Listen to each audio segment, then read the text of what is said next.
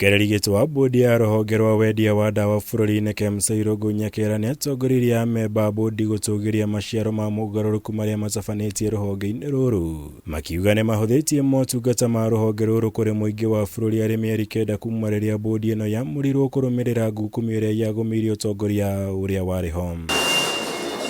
Bodi ino irahire kurikirira gwa THITOO njeru ya ndawa iria kwa ihinda riri ikuite mithemba ngurani ya ndawa iria ni cia muigana wa ciringi bilioni 12.7 na iria cietereire gutumwo kaunti-ini ngurani iria ikoretwo ikigura ndawa kuma ruhonge ruru rwa KEMSA.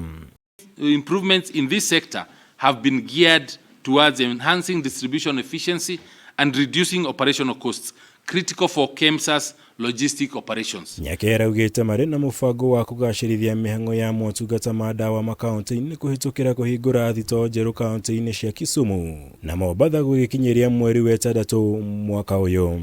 The operationalization of the KISUMU regional distribution centers, which with the official launch on 6th of March 2024.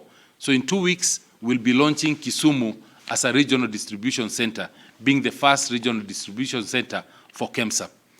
The operationalization of the Mombasa Regional Distribution Center by June of this year. So Mombasa will be our second regional distribution center to be launched in June. Ginyagia riu kaunti 43 nicio iragura ndawa kuma ruhonge ruru no thirikari cia kaunti ya Nairobi. Homa Bay, Kakamega na Taita Taveta nicio itongoretie harĩ thia wa kuriha mathirĩ ma ndawa iria mahetwo kuma ruhonge ruru. Thirĩ uria gukinyagia na riu urugameire ciringi milioni 465.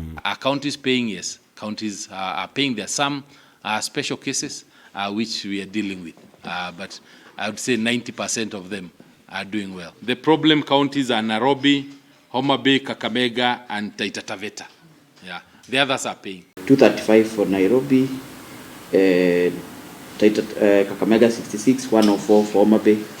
Then the one for Taita Taveta is more 20 something. Hari mogaruruku ma KEMSA thoremi wa aruti wira ruhonge ruru no ahotithirie kunyihia namba ya aruti wira kuma 738 nginya aruti wira 568 guku ningi mahotete kunyihia garama ya ukui wa ndawa kuma ciringi bilioni 1 nginya ciringi milioni 600 o mwaka kuhitukira mubango mweru uria magathekite wigie ukui. Transitioning from an unsustainable 734 employees against establishment of 341 to the current 564 employees. This means that currently we are doing 100% of distribution through third-party transporters. From May of this year, KEMSA will be doing 40%. The other government agencies will be doing 20%, and we'll only be getting the third-party transporters to do 40% of our business.